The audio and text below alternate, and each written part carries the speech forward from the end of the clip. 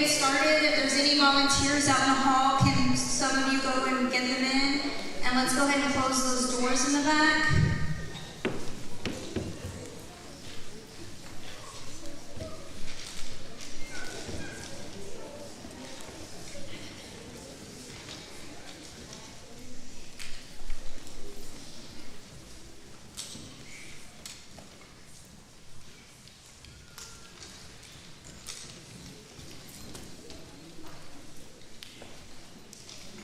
Volunteers, there's plenty of room. Go ahead and have a seat.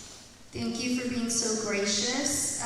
Our volunteers at Texas State are students who are in the College of Education, and they are studying to be teachers. They're doing an amazing job. We have them all over. Can we give them a round of applause?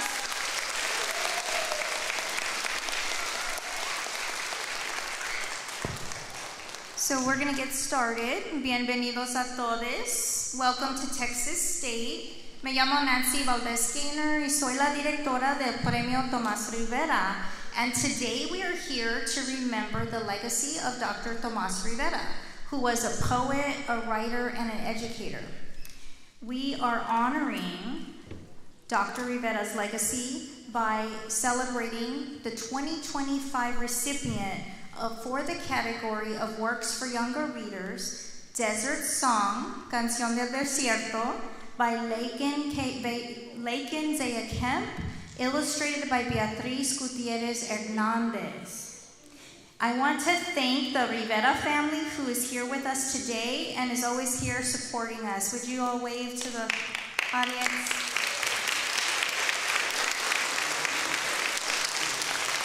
We have in attendance Dr. Ileana Libratore, Tomás Rivera's daughter, her husband, Mark Libratore. We have Dr. Antonio Rivera, Tomás Rivera's brother, and Mrs. Gloria Rivera, Tomás Rivera's sister-in-law and Antonio's wife. I would like to thank our national committee members and our regional committee members, as well as Texas State faculty and staff who made this event possible. Thank you all. Would our national committee members raise your hands to be acknowledged? Thank you. And now I'd like you to please join me in welcoming Dr. O'Malley, the Dean of the College of Education.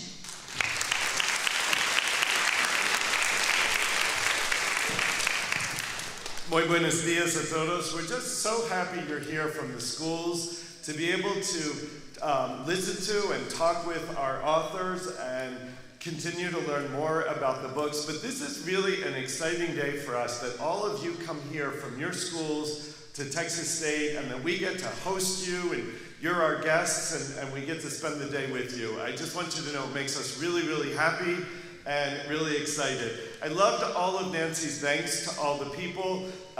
So Nancy, of course, does incredible work in heavy lifting as director of this award. So can we please thank Nancy Valdez-Gaynor.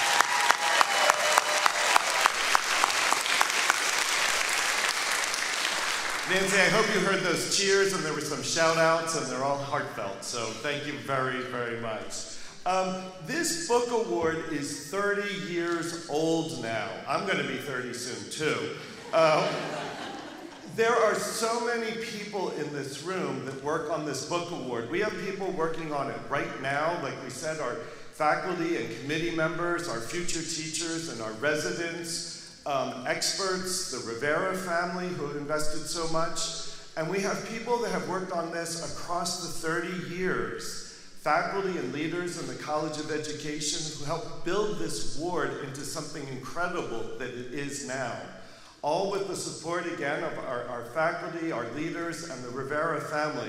It's an amazing community across 30 years, and when you look around this room and we hear from the authors and learn more about their books and about the award, it's amazing to me what everyone can accomplish working together and staying with it over time when things are easy to do and when things are hard and challenging for us.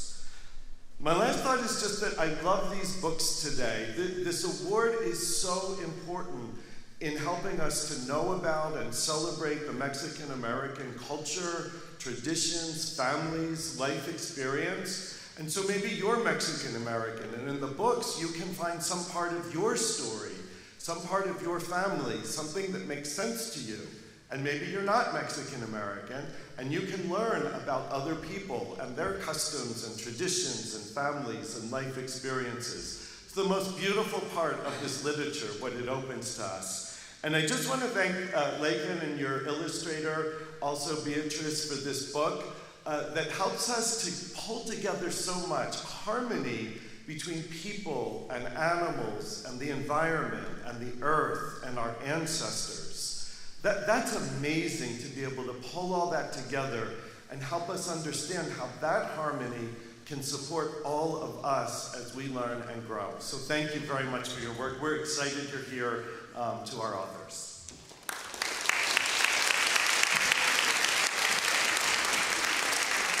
At this time, I'd like to invite the students of Hernández to please come on stage. While we're waiting for them to get on stage, we're going to do a little chant, a little game, okay? So we're going to say, I'm going to say Texas, and you're going to say state. Are you ready?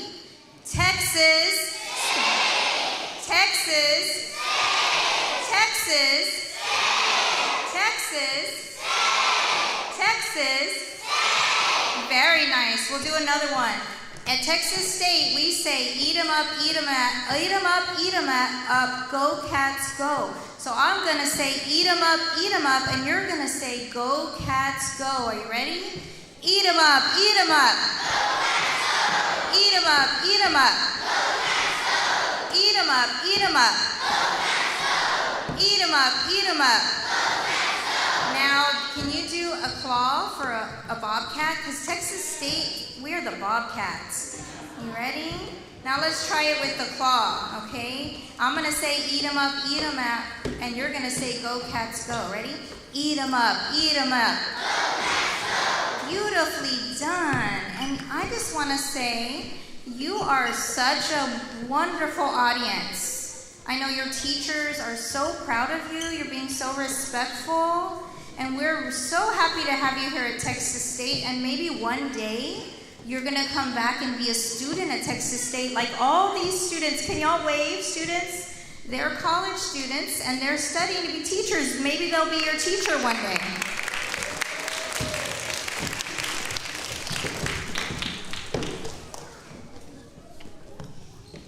You tell me when.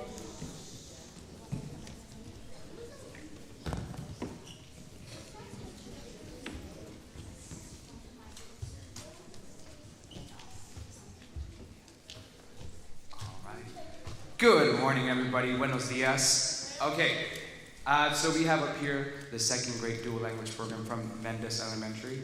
They're getting ready to perform a song for y'all that correlates to the book Desert Song.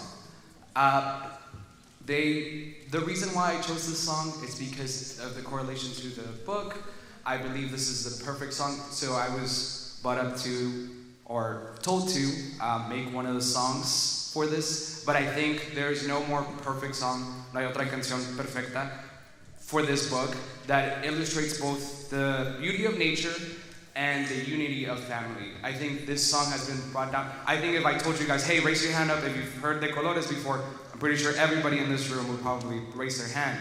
That's another reason that I chose this song. They're outstanding students, so they're gonna sing for you De Colores. And then we do have a poem as well for the book, Desert Song. Thank you.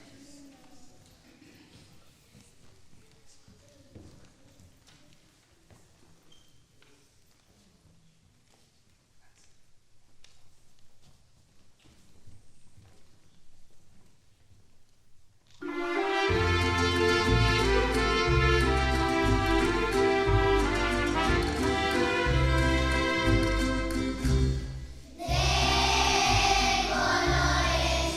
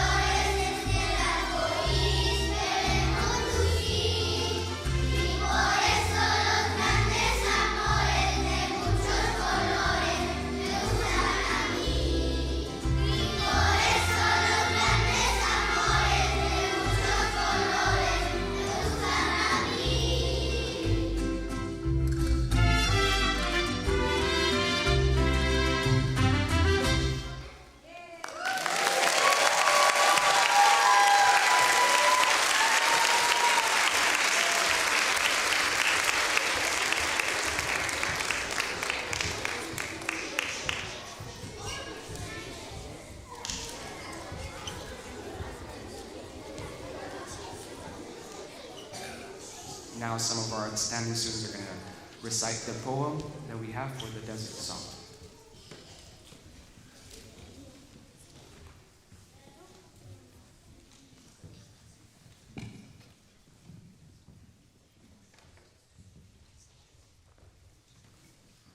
Canto del desierto, en el silencio del desierto, una voz empieza a nacer. Trae recuerdos, sueños y fuerza, raíces que quieren crecer.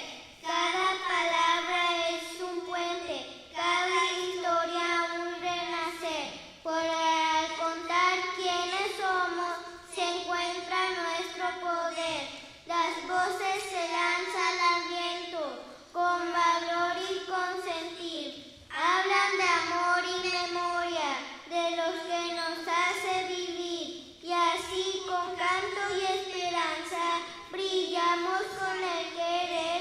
Del desierto nace vida, nuestra historia, nuestro ser.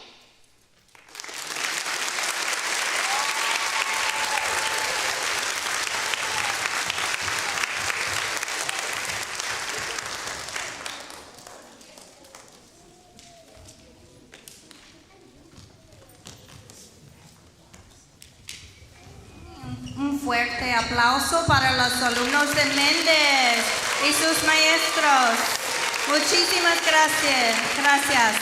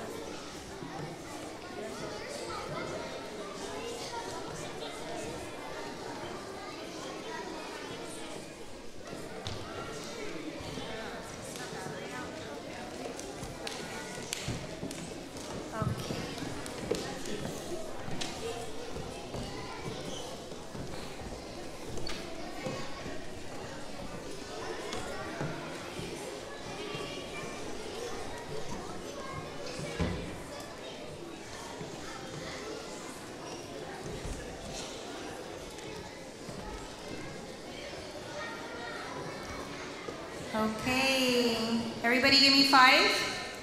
Ay, gracias. You are amazing students. Thank you, teachers, for having such beautiful classrooms. We are going to give our attention now. Voy a presentar a 2 alumnos de Hernández Elementary. Buenos días. Mi nombre es Tadeo Huerta Salinas. Yo asisto a la escuela de San Marcos, Texas. Es un placer introducir a Laekan Zea Kemp, una autora ilustre. Ella es la autora, es maestra y vive en Austin, Texas. Ahora celebramos su libro Canción del Desierto, que se les brinda por medio del premio de Tomás Rivera de libros infantiles México-Americanos 2025. Vamos a darle la bienvenida a Laekan Zea Kemp.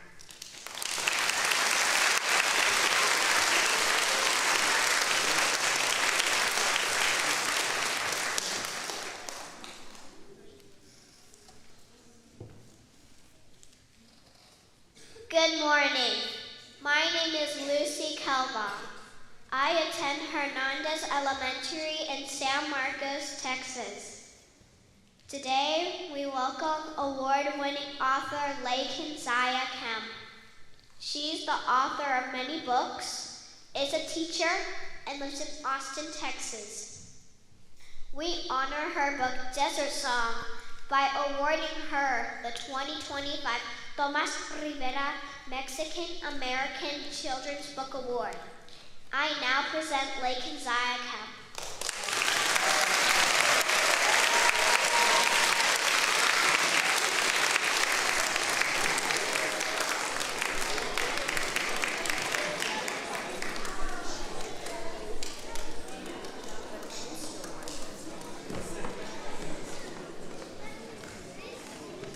Wow, thank you guys so much for those wonderful introductions, for that beautiful song, for that amazing poem.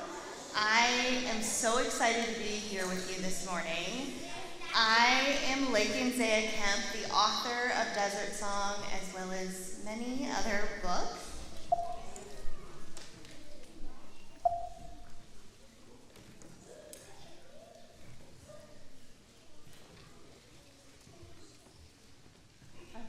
There we go. So I thought that in order to get to know me a little better, we might play a game together. So I'm gonna show you some questions on the screen. And for this game, there is no need to raise your hand. Feel free to shout out the answer, which I know is not what you're supposed to do in class, right? Normally we raise our hand. But today, feel free to shout the answer you think is correct, and we'll see how many of you get it right. So first, where am I from? So think about, where was I born?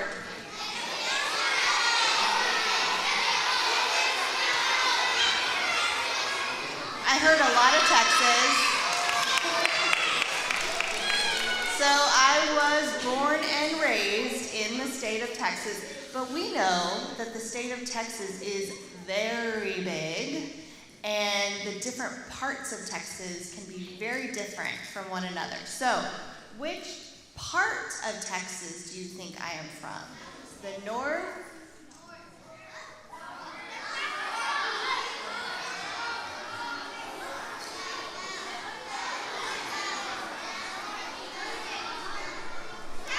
So the north, the south, the east, or the west?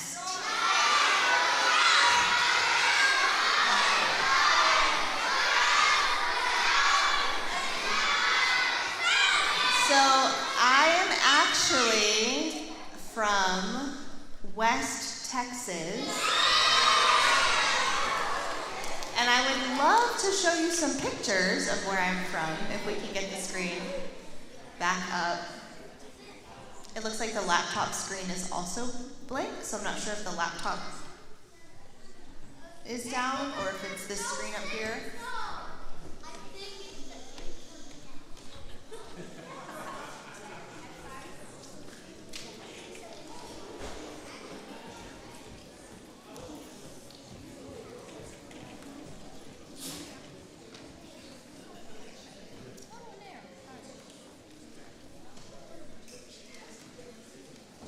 Oh, please, thanks, y'all.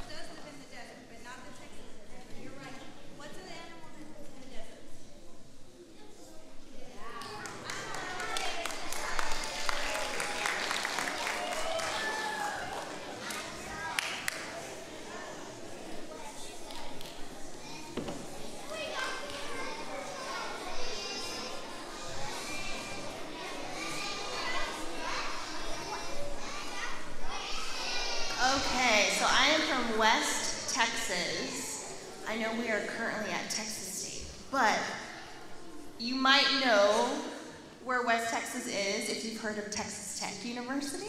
It's actually where I went to school. But if you look up at the top, you can see I'm originally from a town called Lubbock, Texas, but now I currently live in Austin, which is not that far away. Okay, so now we're going to make some guesses about the town where I am from. Clue number 1. What do you think dust has to do with the town where I am from? Okay, could be in a desert, a beach, maybe there's lots of sand.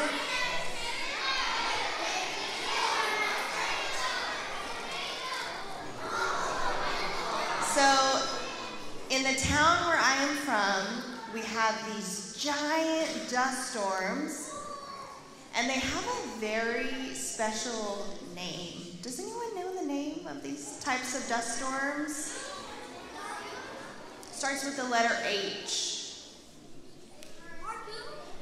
So these kinds of dust storms are called haboobs, which is an Arabic word because these types of dust storms happen not only in Lubbock, Texas, but also in the Sahara Desert. Does anyone know where the Sahara Desert is? What continent? The Sahara Desert is in Africa. So Africa and Lubbock, Texas is where we get these types of storms.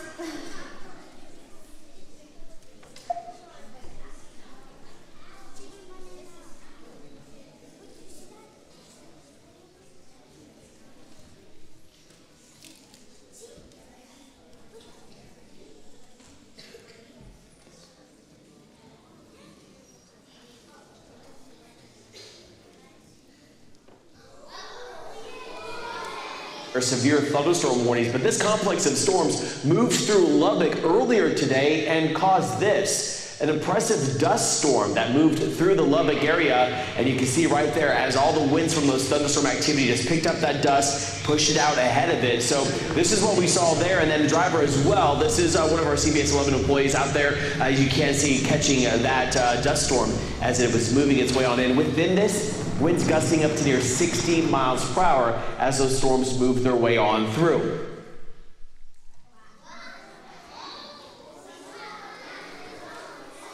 So here's some photos, other photos of the area where I am from. It can actually be really beautiful sometimes when there's not all that dust in the air. There's lots of beautiful canyons in this ruddy red color.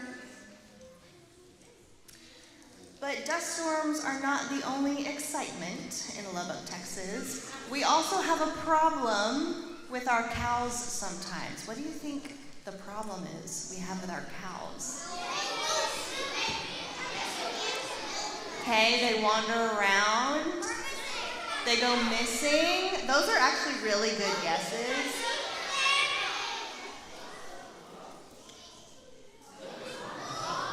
Now, how about this to liven up your morning? Cows on the loose in the city last night. Just before 11, a couple of cows were spotted running down 82nd Street from University to Indiana. Lubbock Police, the Sheriff's Office, and Lubbock Fire Rescue were all called out on the scene. The cows were finally caught nearly 2 hours later. Thankfully, no one was hurt. And the good news, the cows are safe. Jacob, welcome to Lubbock. Okay. What activity did I do in school? Basketball, theater, volunteering, or writing? I hear a lot of writing.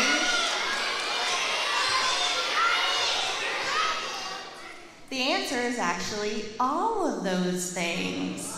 So, when I was in school, I was on the basketball team. I was also in theater class, but I also did community theater. I was in National Honor Society, so I did a lot of volunteer work. And then, of course, I loved to write. And writing was the thing that I loved the most. mostly because it was the thing that I was the best at. Out of all of those activities, it's kind of the only thing I was good at. And here are some of my books. So I continued writing. I started in about 6th grade, and then I kept going through middle school and high school and college, and now I get to write books for all of you. Okay, where are my ancestors from? And if you're here for this particular event, you probably know the answer.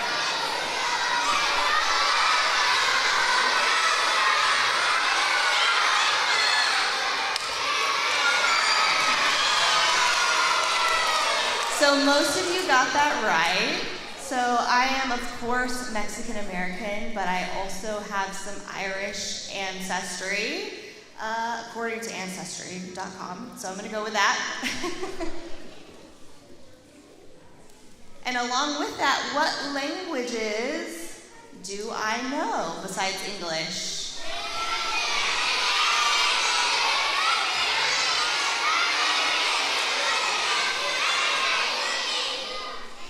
Okay, so I'm gonna teach you some academic language real quick. I am what is considered a heritage Spanish speaker. This means that I grew up in a family and I grew up in a community that spoke Spanish, but nobody specifically taught it to me. So my whole life, I've moved sort of in and out of fluency. Sometimes my Spanish is really strong, sometimes it's not, but luckily for me, I get to work with Spanish speakers every day, so using it really helps. What cities have I lived in? Dallas, Denver, Orlando, or Santa Fe?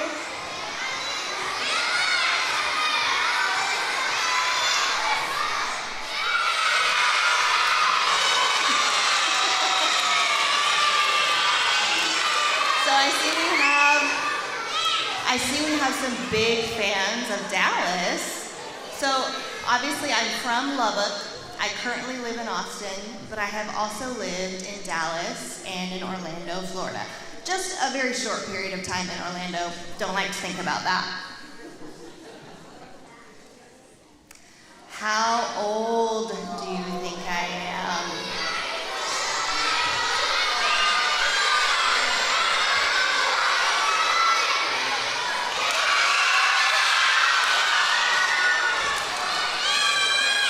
So I am 34 years old, which means that I was born in the late 1900s.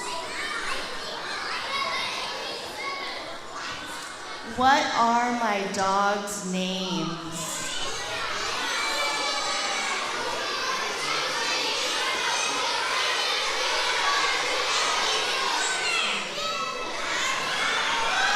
So my dogs are Gambit and Storm, and yes, they are named after X-Men characters.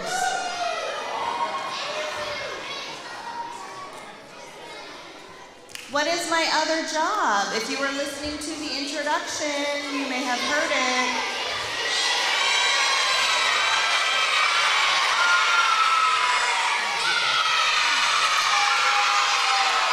Okay, I threw this one in here for fun. I do not get paid for podcasting, but I have some author friends and we like to talk to each other about writing and about our books. But yes, every day I am an ESL teacher. I teach English as a second language in the Austin area, and I teach high school, so I teach the big kids. Last question, what book am I here to talk to you about today?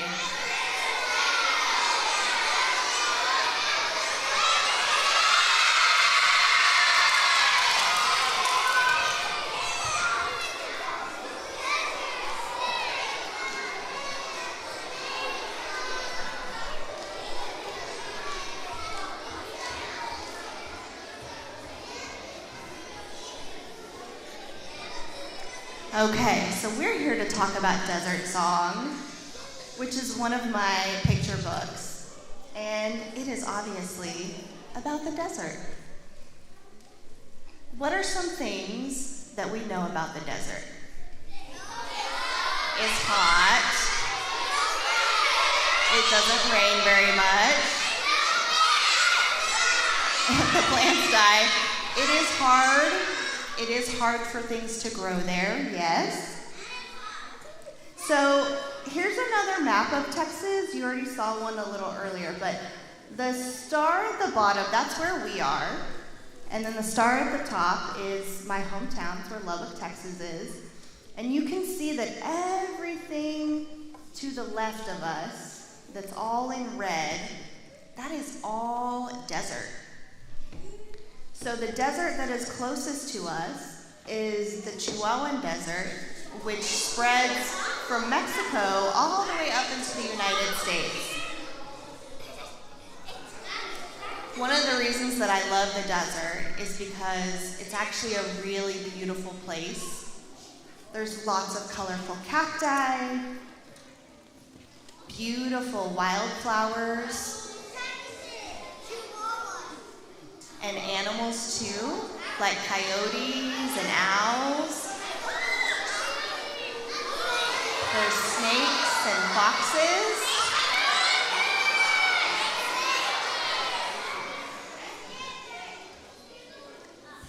And because there's not much going on in the desert in terms of people, nature has the chance to really come to life and make a lot of beautiful sounds, like rattlesnakes and crickets, coyotes howling,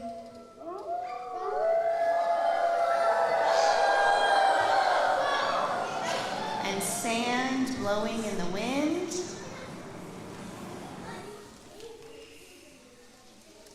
And that's what Desert Song is about. But nature, animals, plants, the elements aren't the only things creating this beautiful music in the desert. In Desert Song, we also see a family that joins in on the symphony.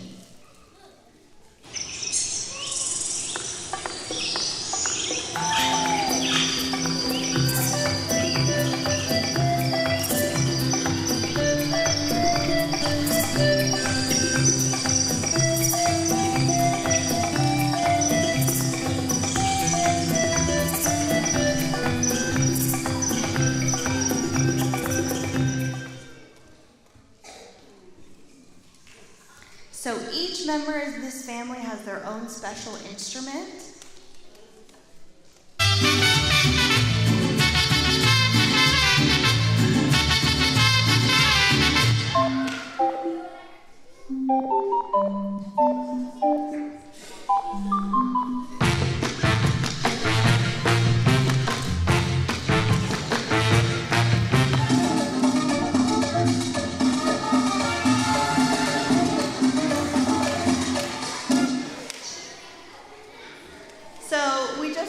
Maracas, but some other instruments that are similar are egg shakers and a cabasa.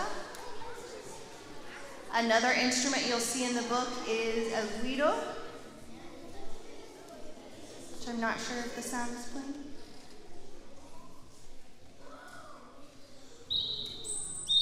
The sun rules in the desert, telling us when to rise and when to sleep. The sun sits atop the mountain while cracklings snap and hiss on the stove. The sky blushes, and it's time for tea, for porch swings and belly rubs. And when night comes, so do the coyotes, the cicadas, and the giant barn owls. They howl and buzz and hoot, a chorus in need of a band. It starts with a soft tapping, Uncle Eduardo drumming his hands against his dusty jeans. Aunt Ophelia presses her lips to her flute, calling down the wind. My cousin Thiago beats the leather hide of his hand drum.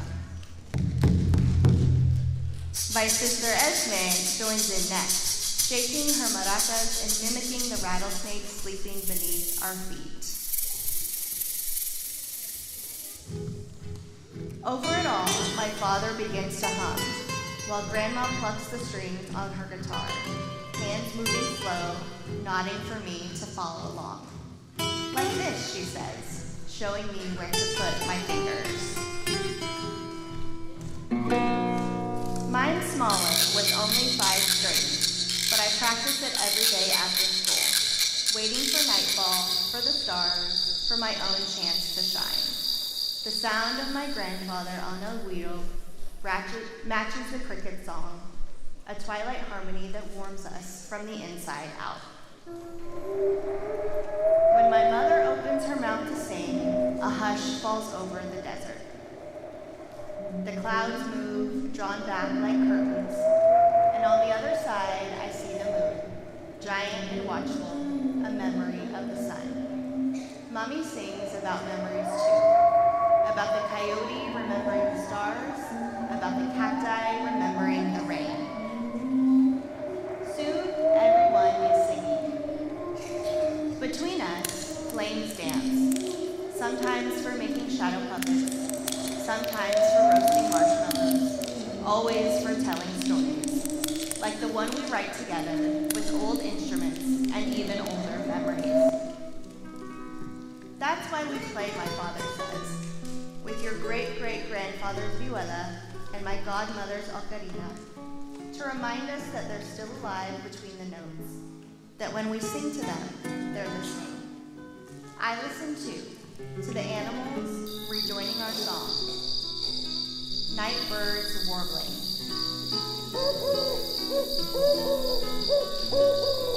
Wild bees buzzing. Horned toads skittering across the sand. My father lets out a loud grito.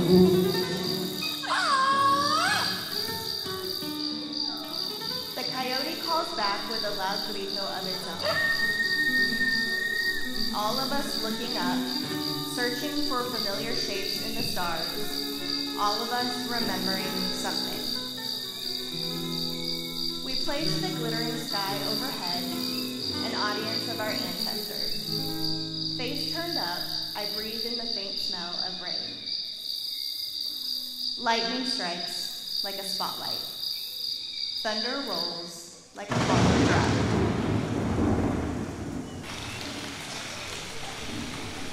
And the rain on our tin roof sounds like applause.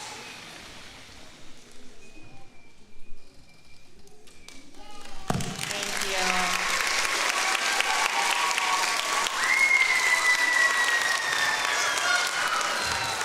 So now I think we have a little time left for questions.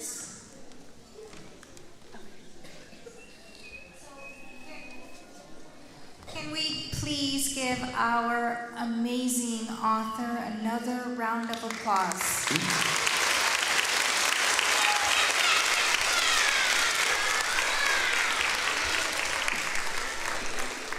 We're going to take questions. So teachers, if you have a student who has a question, you can choose them to come down and get in line here. We'll have a microphone. Texas State, faculty, staff, students, you're welcome to come and ask a question.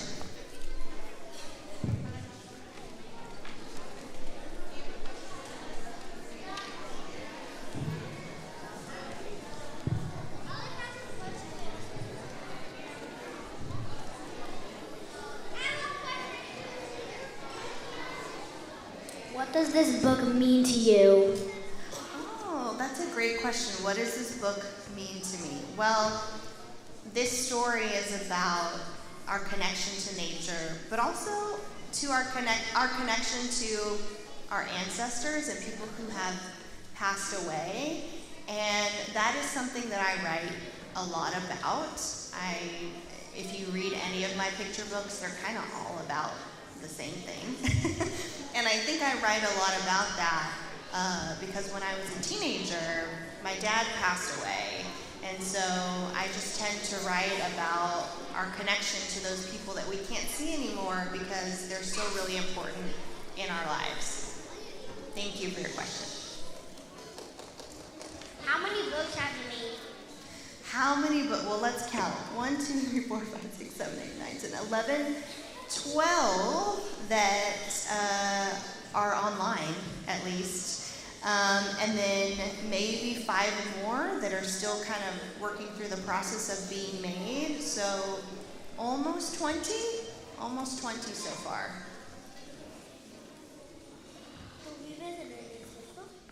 Can you say that a little louder? ¿Tú vives en el desierto? Sorry, I can't. Can you come closer to the microphone? ¿Tú vives en el desierto? Do I live in the desert? I lived close to it, and so I would spend a lot of time there, driving through the desert. Lubbock is about 4 hours away from New Mexico. I spent a lot of time in New Mexico as a kid, and that whole drive back and forth is really desert. Yeah, thank you. What's your favorite book? My favorite book, that's hard. I do have a favorite author, and I would say any of her books would be my favorites, but I love an author named Melina Marchetta. Some people might know if you grew up in the 90s. But she writes books for teenagers and adults, but I really love her stories. And I think if any of you have read books by her, you might see some of her influence in my writing. I think I kind of adopted my style from her a little bit. What's your favorite book out of yours? My favorite what? Book that you've written. Oh, my favorite book that I've written? You know, once a book is in a bookstore, I kind of don't remember it anymore. Books take up so much space in my brain that I just don't have enough room to like hold all of them. So my favorite is usually whatever I'm working on right now. So right now I'm working on this book in the bottom corner, the Chismosas Only Book Club. And that's an upper middle grade novel series that I've been working on. So that one's probably my favorite right now.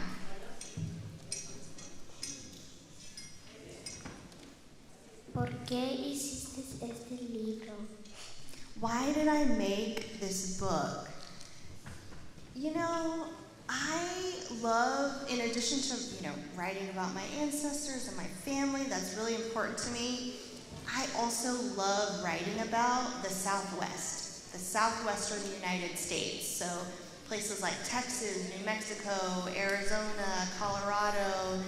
I just think it's a very beautiful part of the country, and I'm always trying to think of new, interesting ways to write about it. And so for Desert Song, I just wanted to kind of celebrate the beauty of nature in this area and the landscape. Thank you.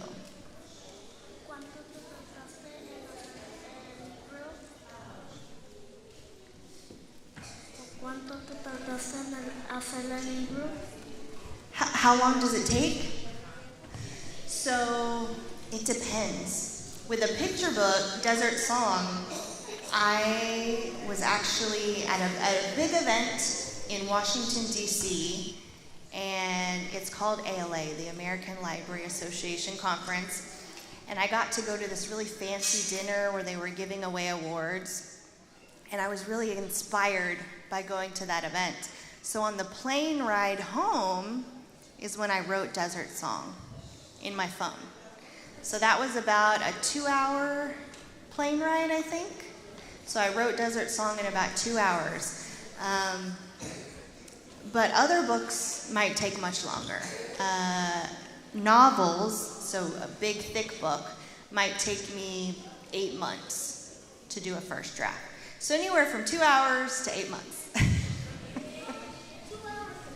Why did you pick your story to be in the desert? Why? I think the desert is really beautiful. When I was a kid, I spent a lot of time at my grandparents' house, and they lived out in the country. They did not have cable TV, so I had to play outside most of the time. And I especially loved being outside at night because there were no other lights around, and I could sit on the back porch, and I could hear the crickets chirping, and I could hear all the night sounds, and then I could just look out, and for as far as I could see, just see stars.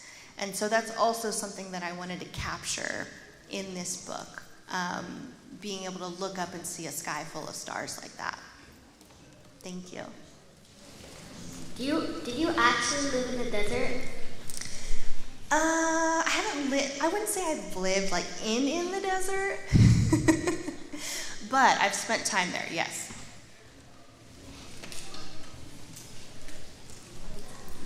¿Tú has vivido por siempre en el desierto?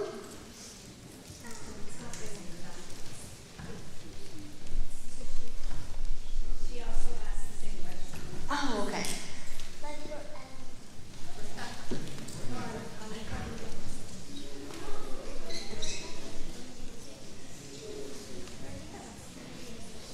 Where do I live now? Yes. So right now I live in Austin, Texas. Have you ever been to Austin? Yeah, it's not that far away. It's where our state capital is.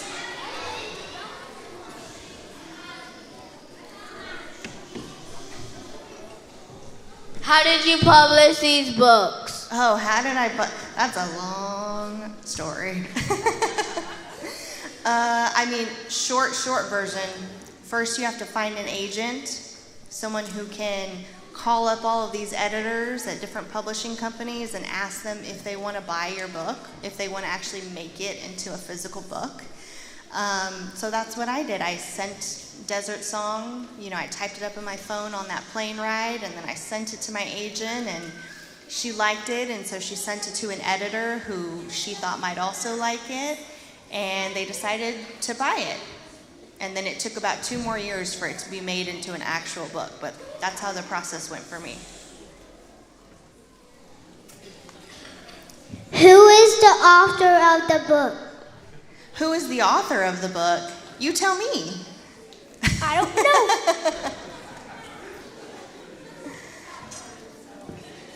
So I'm the author of these books, but you're also going to hear from another author today for another book. Oh.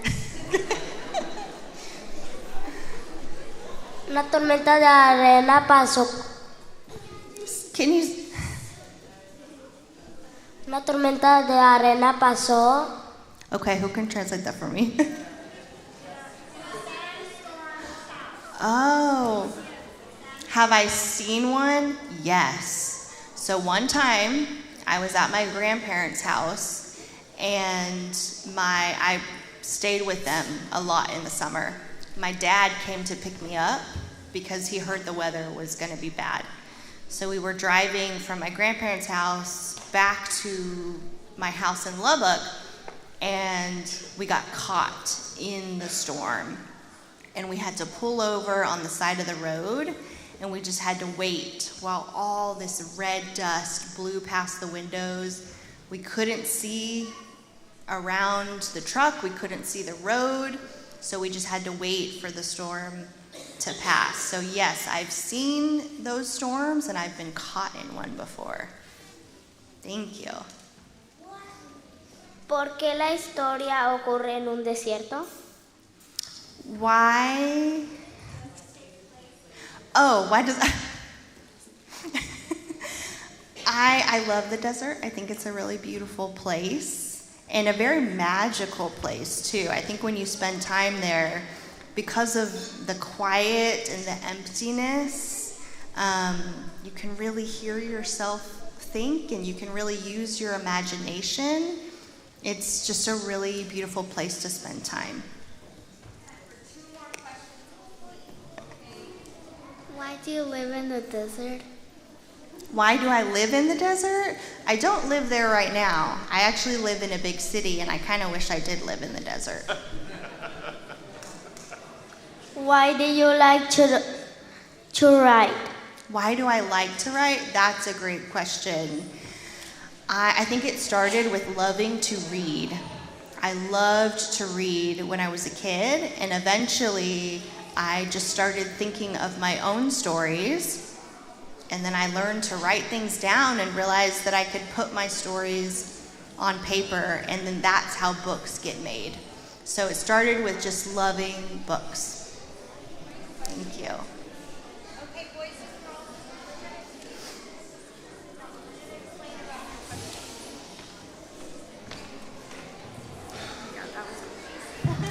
Okay, otro fuerte aplauso, por favor.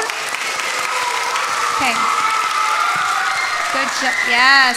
So, boys and girls, students, if you were in line for right here and you didn't get to ask a question, raise your hand.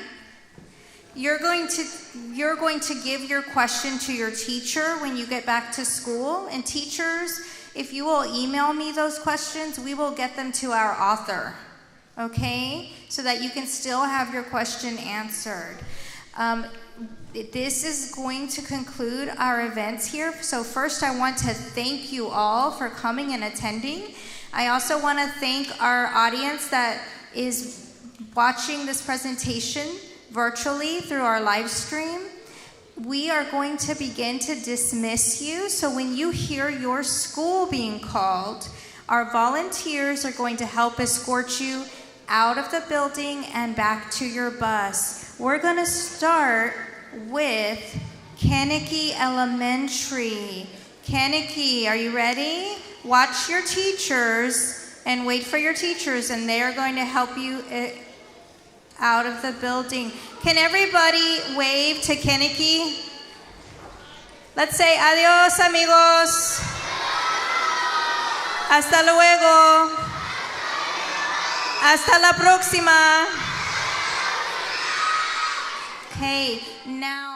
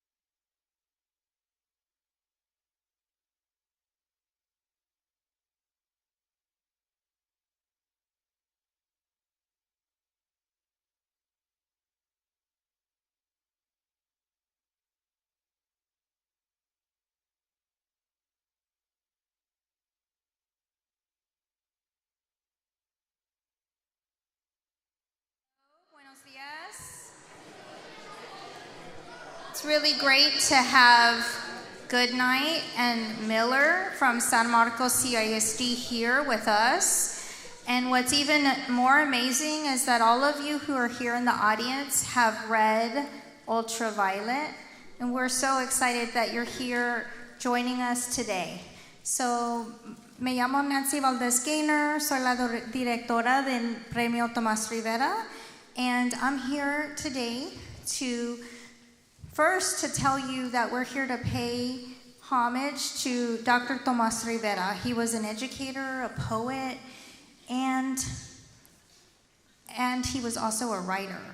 And we are here celebrating the 2025 recipient in the category for Works for Older Readers, Ultraviolet, written by Adia Salazar. So I'd like to take a moment to recognize some people who are in the audience with us. We are so fortunate to have Dr. Ileana Liberatore and Mark Liberatore. This is Tomás Rivera's daughter.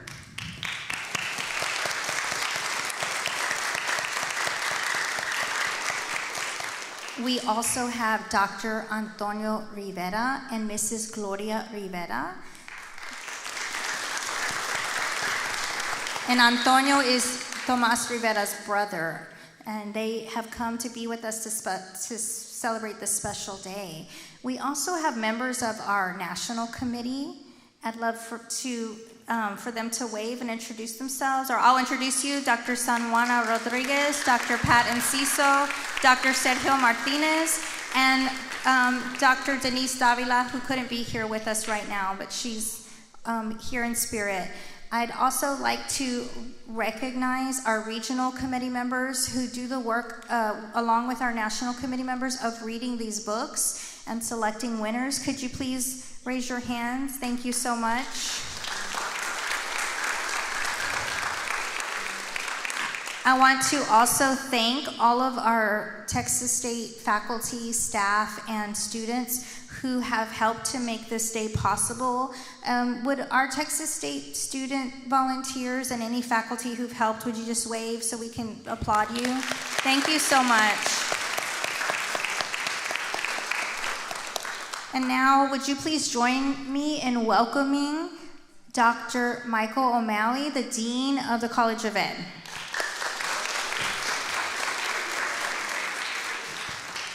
Good morning, everybody. I just want to say how happy all of us at Texas State are that you're here with us today. This day is one of the highlights of our year that we get to celebrate with authors, but the other thing that makes it the highlight is that you're here. And we get to spend this time with the authors together, and we have you here on the campus. You know, of course we hope that someday you're going to want to be a Texas State college student too, and that's in your future. Wherever your goals take you, we support you. But if they bring you here to Texas State, we're even happier. So just thank you to the school teachers and all for bringing your students, but all the work with them around the books. Nancy thanked a lot of people, and Nancy's our director of this project and put so much time and effort in it. So could we please also thank Nancy? Where'd she go? There she is, okay.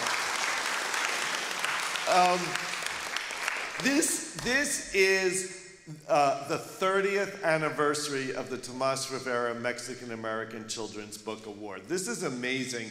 30 years. I'm almost going to be 30 soon. I know you want to guess that. But so many people have worked on this so long. The inspiration of the Tomás Rivera and then the Rivera family who have stuck with us and stayed with us as part of our Texas family for all those years.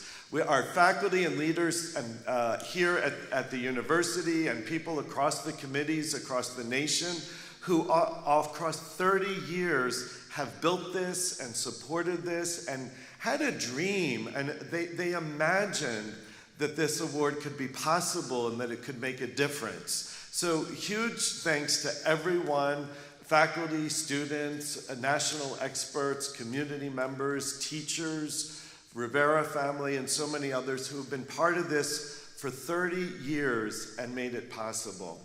The beauty of this award is the way that it opens up for all of us insight into the Mexican and Mexican-American life experience, into places and traditions and families and customs and life experiences and language. And so maybe for some of you, of course, you're Mexican-American and you can find yourself in this story somewhere in that community. Maybe you're not Mexican-American and you can learn more about Mexican-American communities and experiences. And I certainly think in this book, all of us, it's the beauty of this piece of literature, all of us can find some piece of ourselves and our families and our histories in this book. But I love the way that it brings us together across cultures and languages and life experiences and really helps us to understand one another, which is so, so important to us. I just want to thank our author, Adia Salazar, and there's a few things I just want to tap out of the book that hit me. I love this phrase of experiencing the world in ultraviolet. I just kept walking around thinking, like, what does that mean? I want to do that. And then I had moments where, there it is, ultraviolet. So I want to thank you for that. It's something positive and joyful, too, with challenges around it, but it pulls me forward. I loved the intro, I don't forget what we call it, the dedication to the book, when you said for your son with the S-U-N. I just thought that was beautiful in his tender ultraviolet heart. And so many scenes in the book, I just pull out one when they were in the ER and the parents were worried and our speaker says, Moms reaches across and wipes the tears tumbling down Pop's face right across their son, you know? I just thought, what a beautiful moment that captured the love between this couple across so many years. And for their son and their family, and just a simple gesture. And so that's one of my takeaways in these big moments. Like, that was a big moment of anxiety and worry and fear for the family, right? But in these moments, whether they're big or small, the simple gestures that show how much we love one another, that show how much we can be there for one another and that we care, and all the years and memories and love in that one little gesture. So I want to thank you for opening this world to us, and thank you, Aida, for taking the time to be with us today and share more about your work with us. Thank you.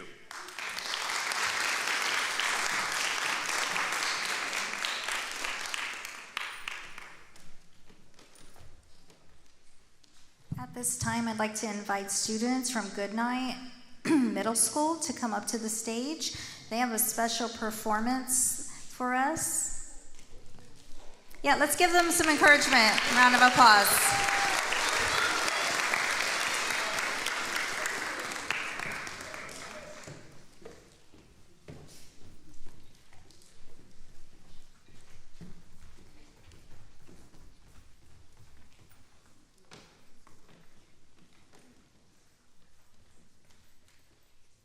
Elio and Camelia are in love. They like hanging out together, but they still like hanging out with their friends.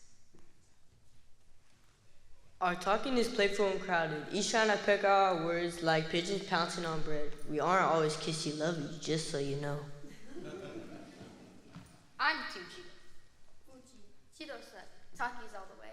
Takis taste like chili-coated plastic. Cheetos taste like toe jam. So you taste toe jam? No, tonto. And it smells like toe jam. Wait a minute, y'all are both nasty. They have nothing but artificial junk. The best snack in the whole world is homemade popcorn with nutritional yeast, Cholula salsa, and limon. It smacks. Gross. That's hella big in the area. No cap, I'll eat all three together. Nutritional yeast, toe jam, plastic chiletes, y todo, and won't even flinch. Elio!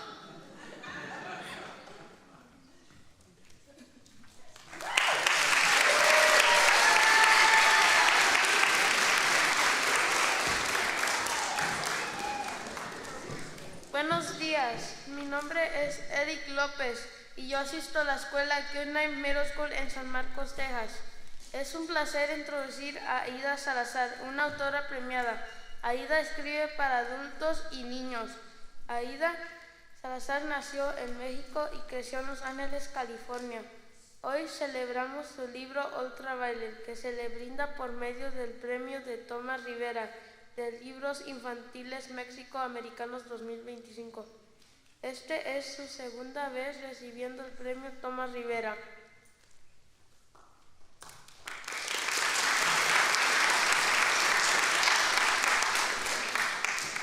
Good morning. My name is Jaden Guardiola. I attend Goodnight Middle School in San Marcos, Texas. Today we welcome Adia Salazar. She was born in Mexico and grew up in Los Angeles, California. Aida is an award-winning author and has published many books for children and adults. Today we honor her book, Ultraviolet, by awarding her the 2025 Tomás Rivera Mexican American Children's Book Award. This is Aida's second Tomás Rivera Book Award. Vamos a darle la bienvenida a Adia Salazar. We now present Adia Salazar.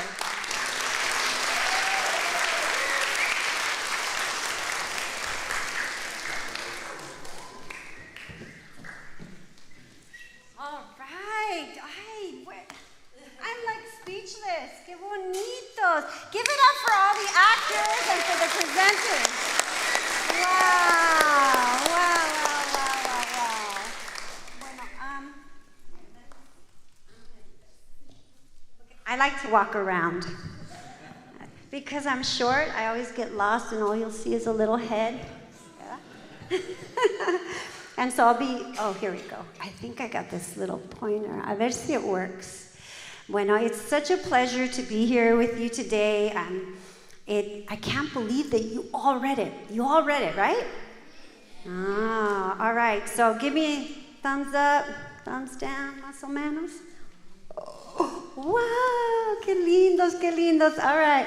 Well, before we get into Ultraviolet, I want to show you. You already kind of saw a sneak peek of this. This is me. It's me and my big family.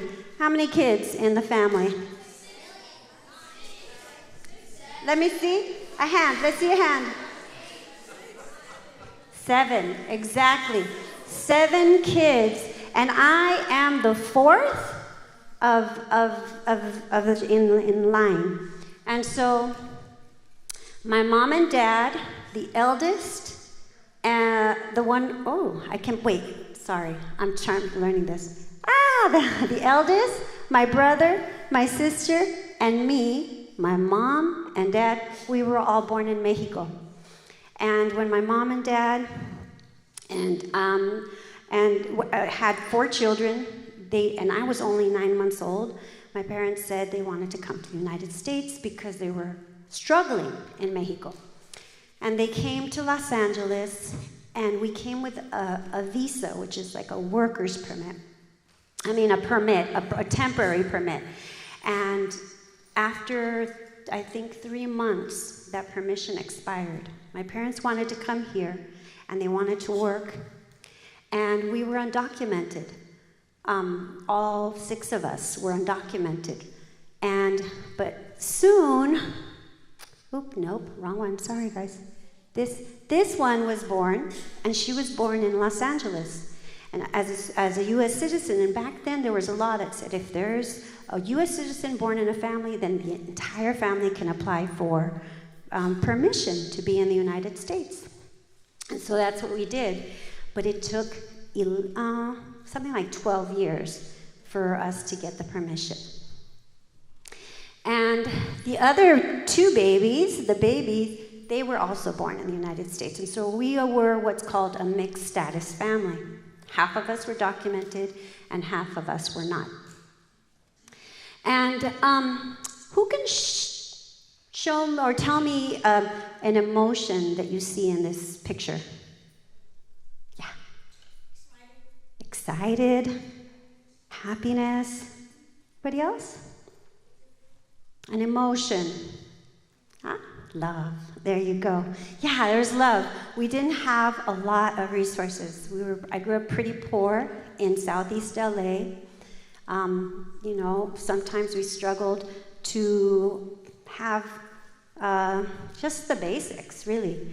But what we did have was love. We had joy. We had fun. And back then, we didn't have a lot of toys. We only got maybe 1 gift during Christmas, and that was it. And my mom and dad, my mom only went to 3rd grade. She didn't go beyond 3rd grade, and my father only went to high school. So they didn't have a lot of education, and one of the things we didn't have also was books. I know nobody ever read to us. I don't know if anybody has ever read to you, a caretaker at home. No? It wasn't something that we practiced.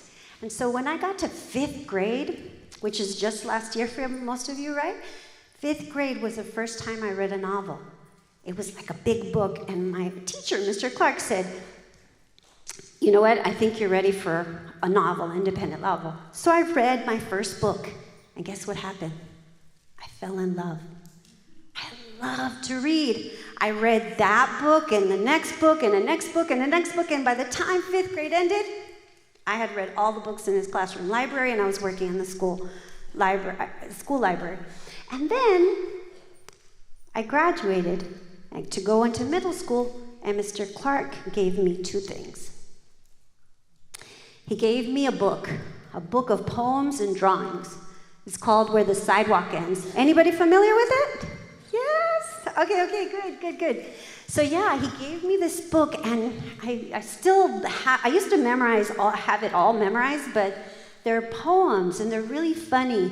There's one, I cannot go to school today, said little Peggy Ann McKay. I have a fever in the mumps, a gash, a rash, and purple bumps. And then she lists all the things that are wrong with her. And at the end, and she's like, what? What's that you say? You say today is Saturday? Goodbye, I'm going out to play. It's the cutest. Anyway, I fell in love, and they have really silly drawings. He gave me this book, and see over here, this like brown thing right there? That's the same book. That book, I'm 52, and that book was given to me when I was 10. How many years ago was that? This is the olden times. The olden times.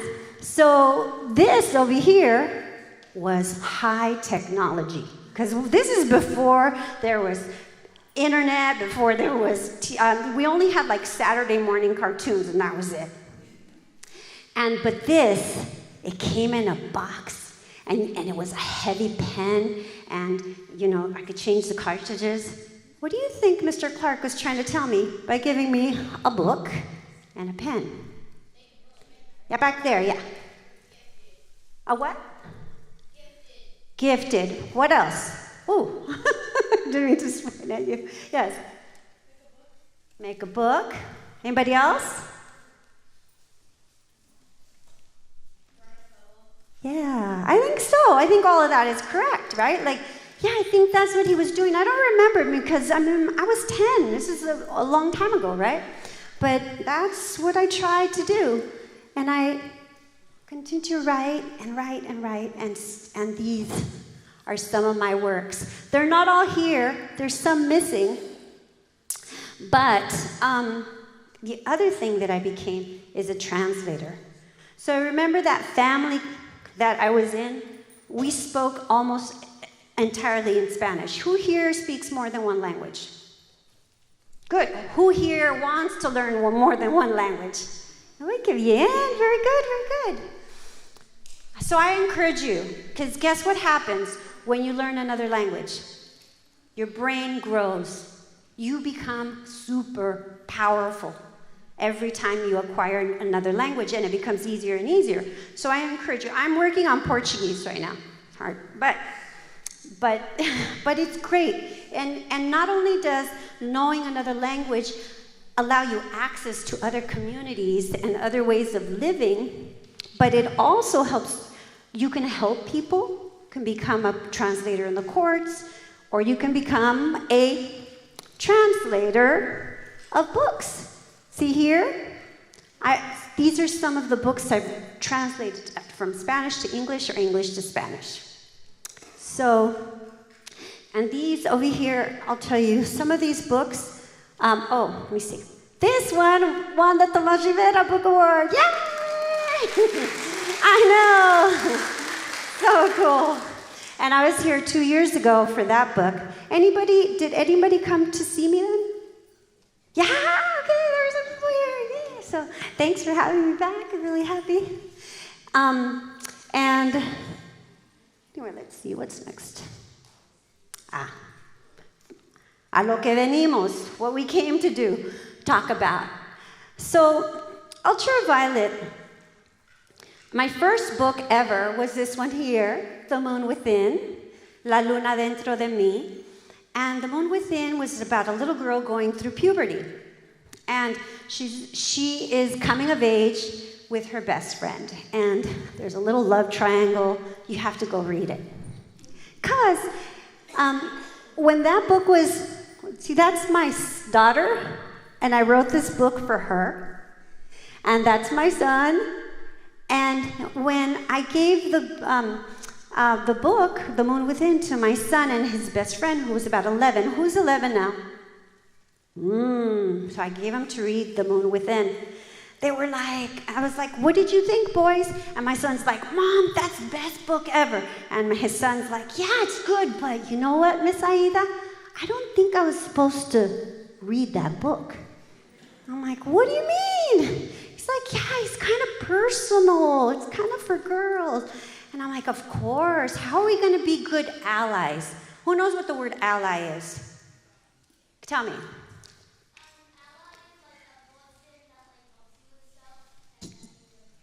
Exactly. I said, how are you as a boy going to be a good ally to girls if you don't know what they go through? And he goes, Miss Aida, I don't know. Maybe you should write The Sun Within. And I was like, oh, that's a good idea. But I was like, you know, I went through puberty as a girl. I don't know what it's like to go through puberty as a boy. So I started researching, and I realized that boys don't have a lot of books that talk in story form, like in Ultraviolet, about what they go through when they leave their childhood and enter adolescence. It's kind of like this in-between space. It's really special. And a lot of things happen to your body, a lot of things happen to your feelings. You have these hormones that are telling you to do things, and you think things that you didn't used to think, and it's very confusing. But, so I started thinking about it, but it wasn't until my son got a girlfriend in 6th grade.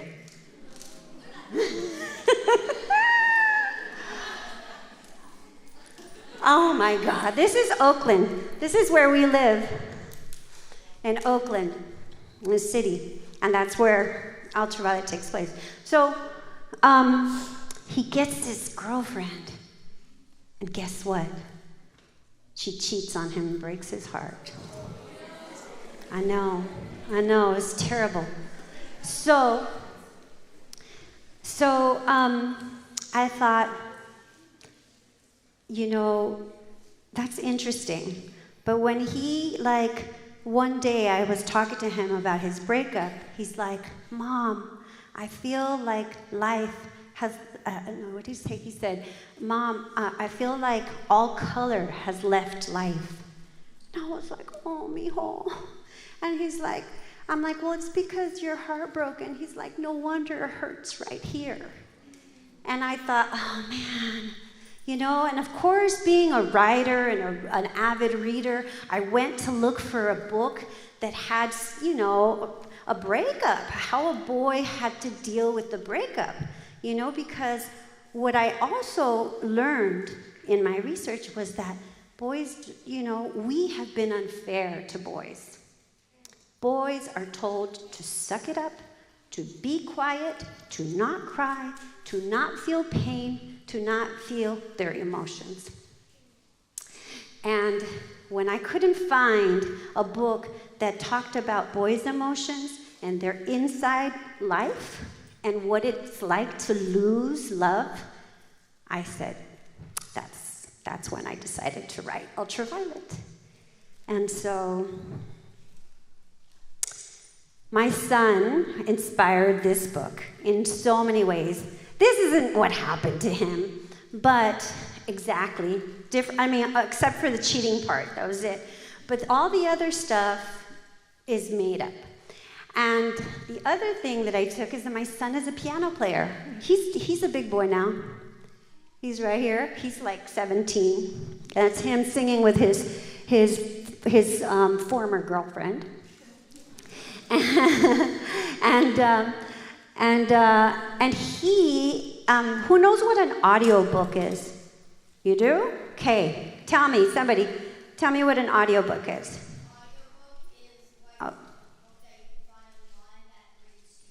Yeah. And so my son actually wrote the music for the audiobook, and I want to share it with you. You ready?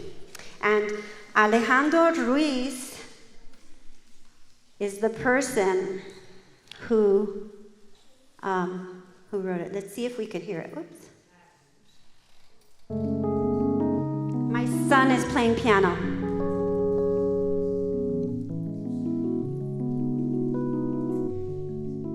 Scholastic Audio presents Ultraviolet by Adia Salazar, read by Alejandro Antonio Ruiz.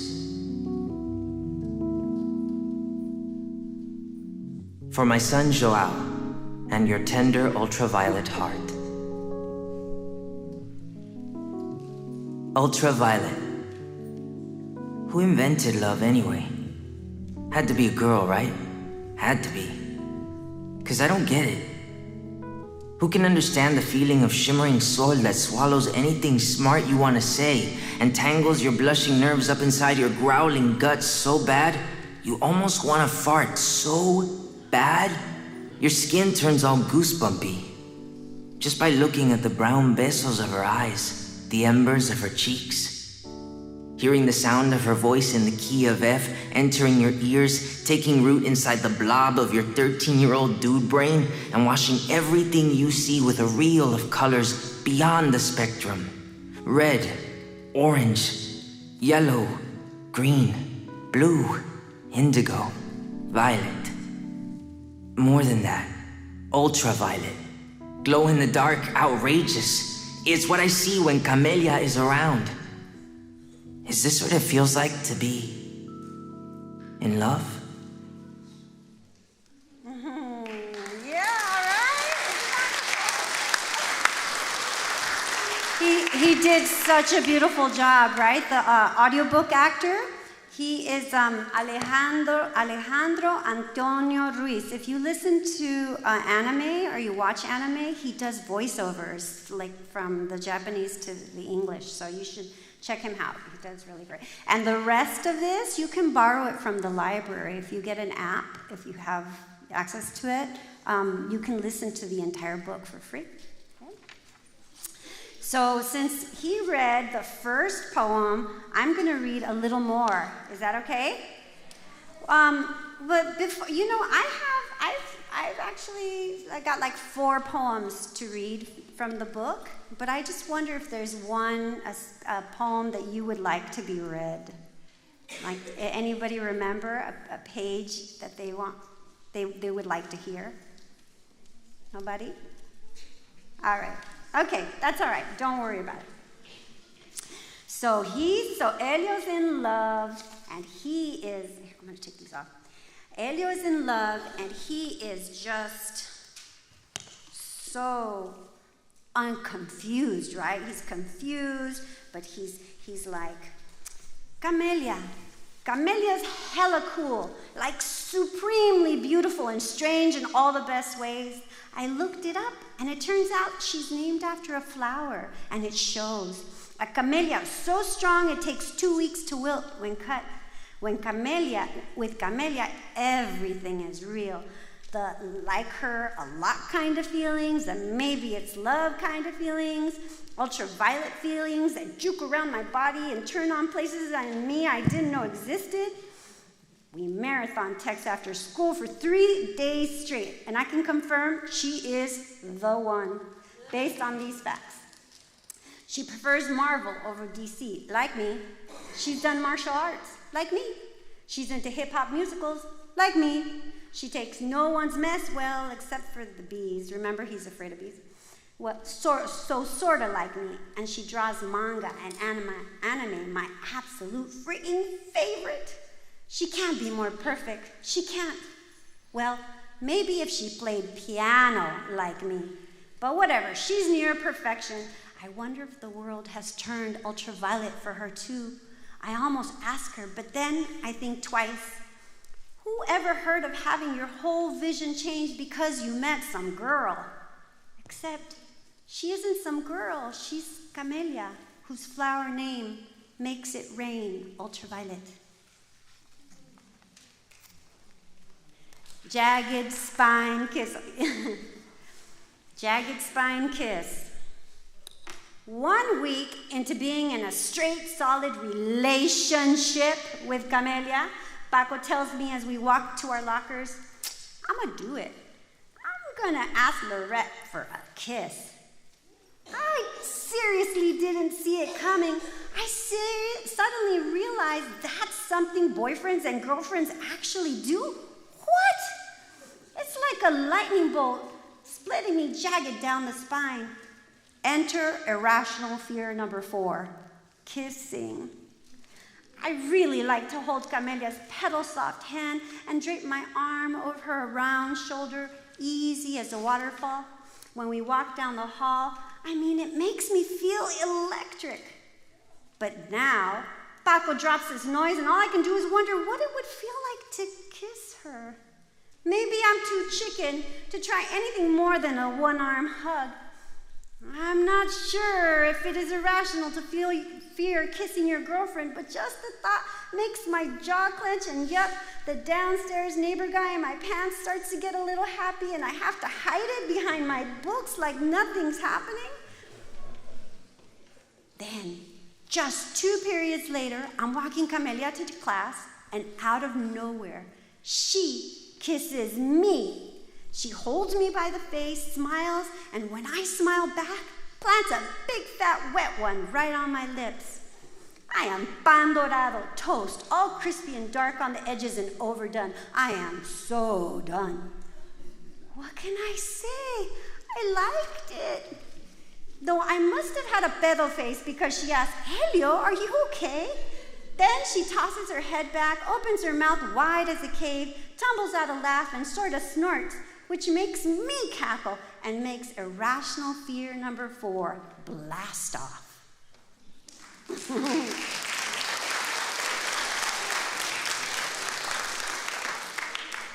So you remember they go to the Brothers Rising space, and this is a moment that he's walking through the garden with Fernando and Paco, his best friend. As we walk through the garden, Fernando says, becoming a man will take more than a sweat. Remember, they have to go to a sweat lodge. It's learning to balance our emotions, our desires, and our urges, especially with our romantic partners. Pops and Fernando for sure have talked about Paco and me being coupled up with Lorette and Camellia. Ugh, I can feel a puberty talk coming. Fernando asked Paco and me if we've ever heard of consent. Yeah, it's permission, Paco says. Pops bows his head quietly, looks hella uncomfortable. I honestly don't mind this talk so much coming from Fernando, since he's a community organizer for Teen Boys in East Oakland. Yeah, mijos, it's as simple as that.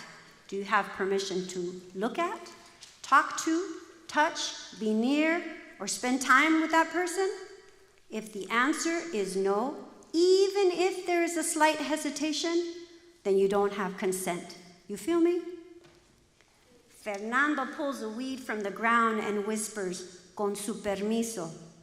I must look like a lost tourist because he explains that when pulling anything from Mother Earth, we also ask permission. I think about Camellia and all the times I never asked her if I can hug her or even give her a kiss. But then I think about that first time she gave me that jagged spine kiss and only asked if I was okay after she'd smacked it on me. So I ask, but what if you're in a relationship, like you're a boyfriend and all that? Don't you have built-in permission? Fernando nods. It would stand to reason that yes, you do. But the truth is, real consent is when you get permission, even when you are in a relationship. It's what girls and all people deserve, even you, no matter what. Being a boyfriend gets more complicated by the day, but being with my ultraviolet camellia is all the way worth getting it right. Maybe being in Brothers Rising won't be so bad after all.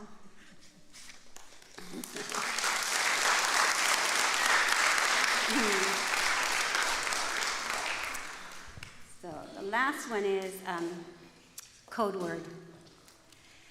5 weeks into being a literal boyfriend, Paco slips me a note during math. Meet me at your locker at lunch. Come alone. Code word, burrito. The thing that worries me about the note is the code word. Paco and I only use it in very extreme cases. Burrito means business, cosa seria. When I get to my locker, Paco's face is a prune as he says, dude, Chava likes camellia. Oh yeah? Not surprised. Plus, who can blame him? She's only the finest girl in the whole school.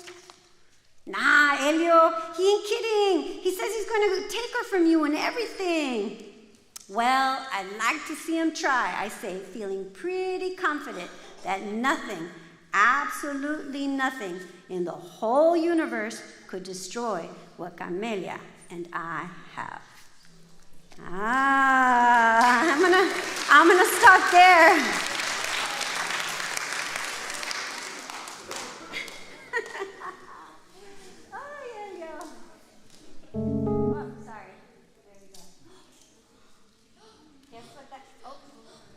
Guess what that is? Yes!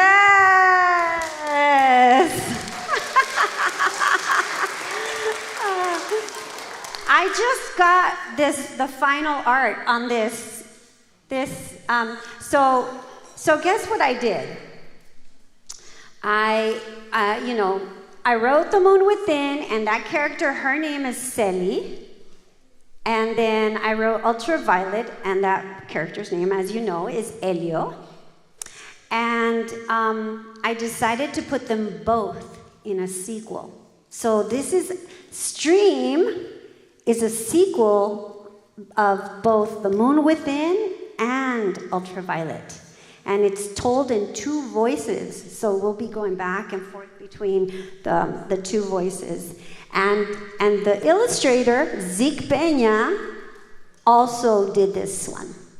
But this one was done by Joe Cepeda, different. I think he's been an honoree, right? No? He hasn't yet? We got to catch up to him. Yeah, he's wonderful. Anyway, so yeah, this is the sequel, and it's called Stream. Do you want to know what it's about? Okay. Elio and Celi are both in 8th grade, have just graduated, and they go to a graduation party, and a kid, they find out one of their friends has not shown up to the party, didn't show up to graduation, nobody's seen him online, all his socials are wiped clean. What happened? He got catfished online. Yeah, and does anybody know what catfish means? Who can tell me? Who can tell me? Yes. Yeah, Brown, yeah. When somebody pretends to be someone they're not online, yeah. And they tricked him, and they almost hurt him. And so, the whole community gets really, really scared. And so the parents look into the screen use of Elio and Celi, and they don't know each other. And they find out that they haven't been making good choices online, and the parents send them to Mexico, to a rancho, with no running water, no electricity, and of course, no internet. And they meet for the first time. They're both from Oakland, but they meet for the first time in Mexico. And then I won't tell you what happens. You'll have to read the book. Comes out June. I can't tell you. June 25th. But I think we're ready for questions. Who's got questions? How are we gonna?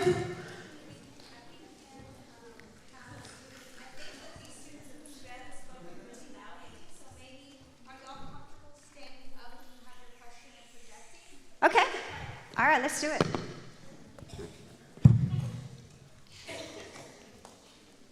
Yeah, go ahead, Mel.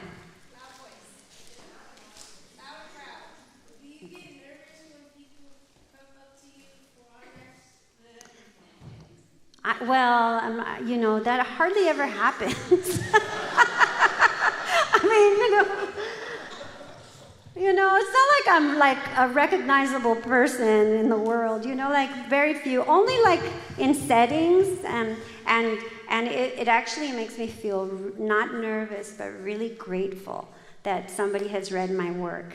And I'm grateful that they, you know, read it and maybe it touched them in some way. And so that's always really, it's really heartwarming. Yes. The best book? Ooh, that's a judgment call, huh? I don't know. Well, you know what? I would say that, you know, the best book, like, you know, every book has its different world and a different personality. And so sometimes the best book for one person won't be the best book for somebody else, right? They all come from my heart. And don't tell me which one's my favorite, because it's like, you know, how do you ask a mother who their favorite child is? You can't do it. It's all love. It's all good. That answer your question? All right, Miha, yes. What's what? What was the question?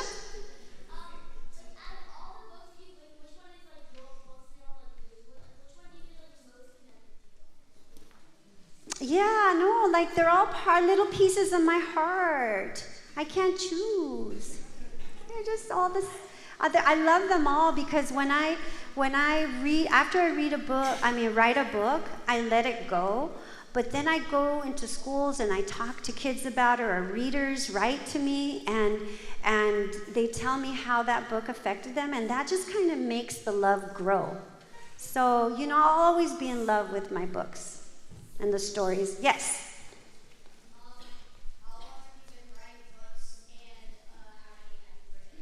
Okay. I've written 5 novels, 5 picture books. I've translated 5 books. And I think that's it. Oh yeah, 5 books, 5, yeah. Yeah, something like that, yeah. I've got a few on deck, meaning they haven't been published yet, but I'm still working on it. Yeah. And then what was the first part of your question?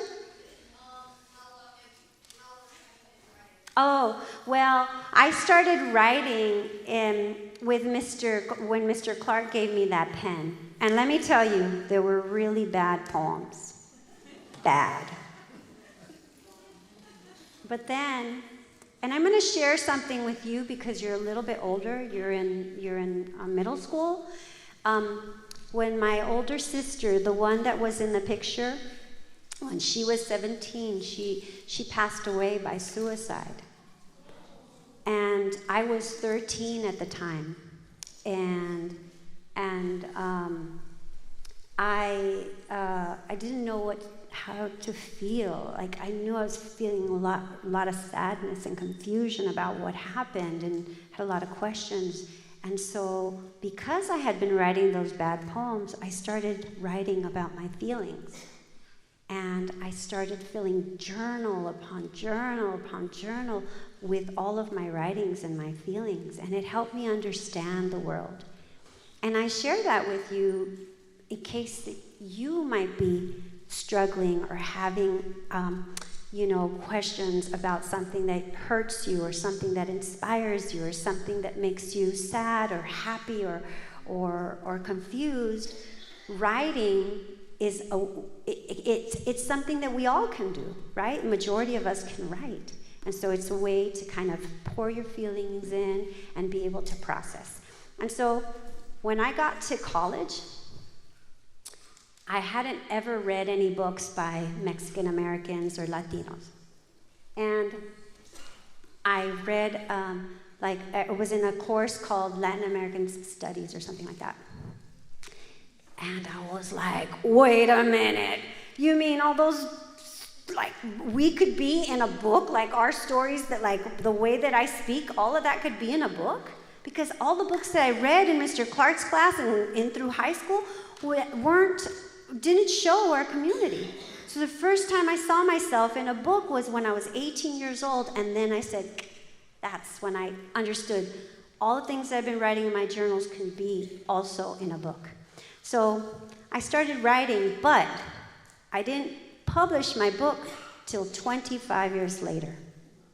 So I studied. I went to university for 4 years, and then 2 years to get a master's in writing.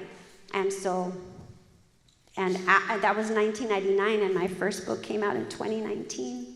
So it takes a long time, and I'll tell you one thing. If any of you want to be writers, nobody? How about illustrators? Anybody? Oh, you've got 1 or 2 writers. Yay. How about illustrators? And nobody likes to draw here? Yeah. Who likes to game? Okay, guess how the gaming happens? Creativity. So one of the things that you could do to cultivate your creativity, if you ever want to be a game creator, a writer, game creators need writers and they need artists. So cultivate your art. All right? So, I don't know. I went on a tangent, sorry. All right. Any other questions? Yeah. Yeah, I mix a lot of Spanglish in my books, but not any other. I've got 2 and I'm working on the 3rd, right? So give me a second and then I'll... Yeah. The first or second time? The first time, shocked. I'll tell you. Remember that classroom that I went to when I was 18? That class on Latin American literature? I read Tomás Rivera.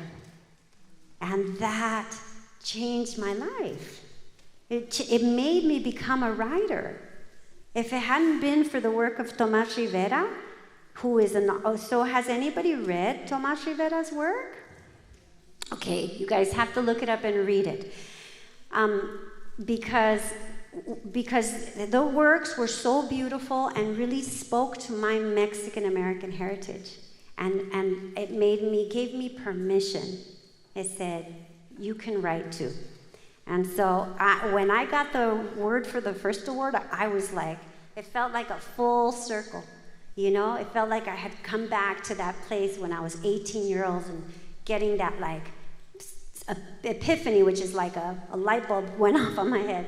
And it felt like just like a great honor. And the second time I got the call, I was like, not even thinking about it. Because this book is a little bit different. It talks about a little bit like very intimate things, right? And so I was pretty shocked. And, but still very grateful, okay? Very, very grateful, but shocked and feel blessed. And I have to say that this award is given to a whole bunch of really incredible creators. So if you go back and look at all the other authors and illustrators who've won this award, it's an honor to stand side by side with those people. Yeah.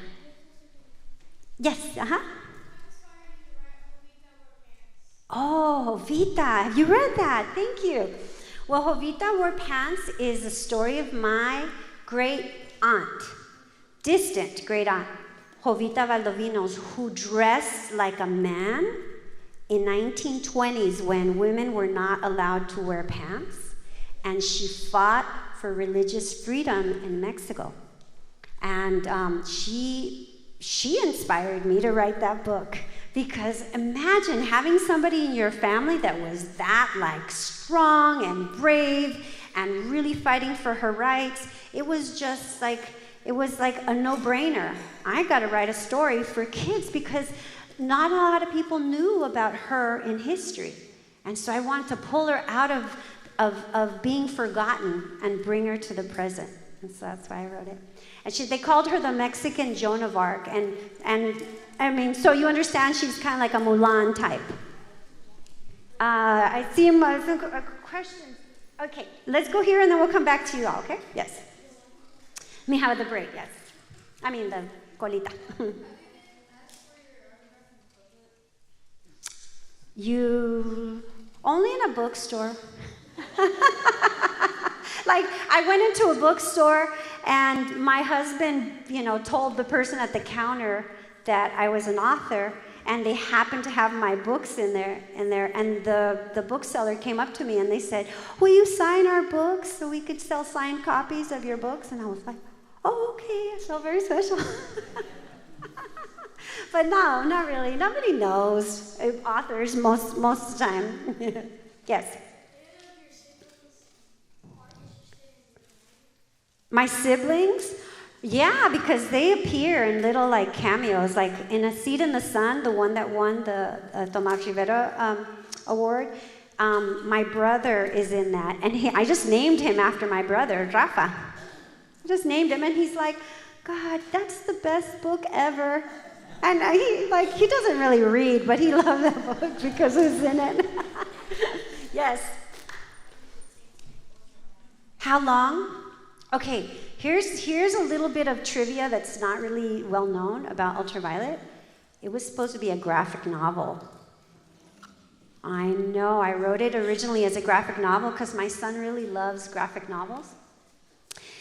But my editor said, "No, you should write it in verse," because as you notice, they're poems, right? They're these poems, and she really wanted that to be a novel in verse. And so that process took about 6 months, because when she told me you can't write it as a graphic novel, I got mad. It's like, what do you mean? It's like a good idea. Imagine all the colors that would be on the page, right? Like you see it, right? And so, unfortunately, I waited like 2 months and then I got to work, and it took me about 4 months to write. Yes.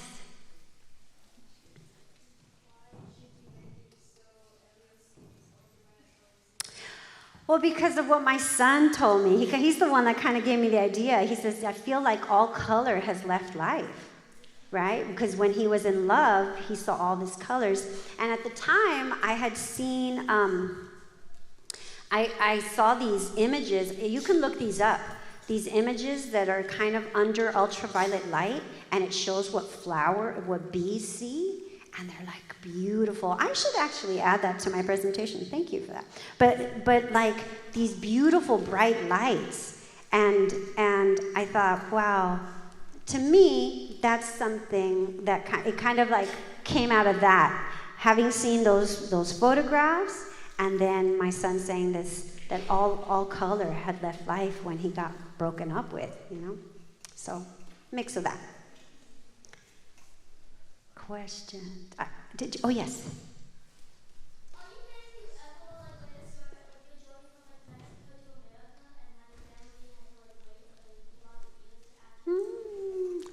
I haven't thought about that yet. Well, I mean,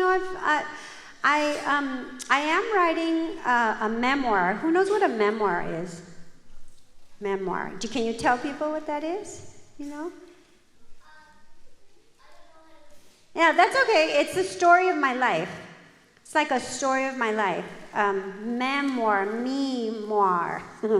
That's what it is. And so I might add that, but I never thought about that story as a picture book or a younger book. Anybody else? Question? Time for one more question. Oh, yes. I have a question about your foreshadowing, because we noticed that you were using it masterfully in the book. And what I want to know is, do you plan your foreshadowing ahead of time, or do you go back and add in? Mm-hmm. Well, like, tell me which. Do you remember one example? Mainly, there are a few of them when Chava runs into Elio and stares at. Mm-hmm. Mm-hmm. And I Oh, yeah. Uh-huh. And then later it was the mom and the dad, the moms and pops, when they're talking, and you get this feeling that there's an undercurrent about masculinity and femininity and how women should be treated in feminism. And I was just wondering, you know, those little hints and clues that you put in there for us, are they there from the get-go, or do you go back to that later? Okay, so those actually have two different answers. So Chava was like, I knew he was going to be our little kind of antagonist in the story. We knew that there was going to be drama with Chava, but after an edit, my editor said, you gotta go back and you gotta like drop him in and give us a little bit of foreshadowing. So that was her touch, and then the second part was completely intentional. I really wanted the parents, everybody in the community to be talking about what the roles that we give each other and expectations. So we expect from boys, we allow anger and violence as a normal response to almost anything. We don't let them cry or express or be, seen as weak. But violence, we just always allow. We're like, oh yeah, he got broken up with, he's gonna be violent, it's fine. But guess what happens? When we allow that, we see it in our homes, we see it on the streets, we see it on the world stage, in the wars that we are waging. There's this one line in the book when they're in circle and the men say, just because she was mean to you doesn't mean you have to be mean back. And so I was trying to have this conversation, a deep conversation about what it means to be masculine, what it means to be a true man and a good man in life. So that was that, yeah. That was intentional. All right. All right, well, thank you all so much for reading Ultraviolet.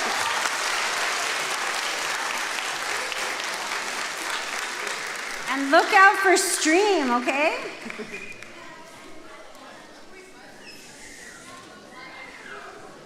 Let's give Aida one more round of applause.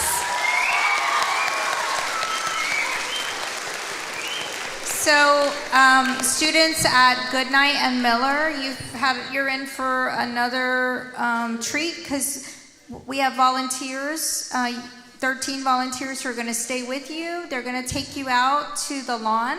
It's a beautiful day. You're going to have lunch. And then they're going to escort you to a building called ASBS. And you're going to go see a panel with our trio. And you're going to get to hear from university students here at Texas State. So listen, I'm going to go ahead and ask, let me wait real quick. Thank you. You've been amazing. So I thanked a lot of people, but one group I didn't thank was you. You're an impressive group of young people.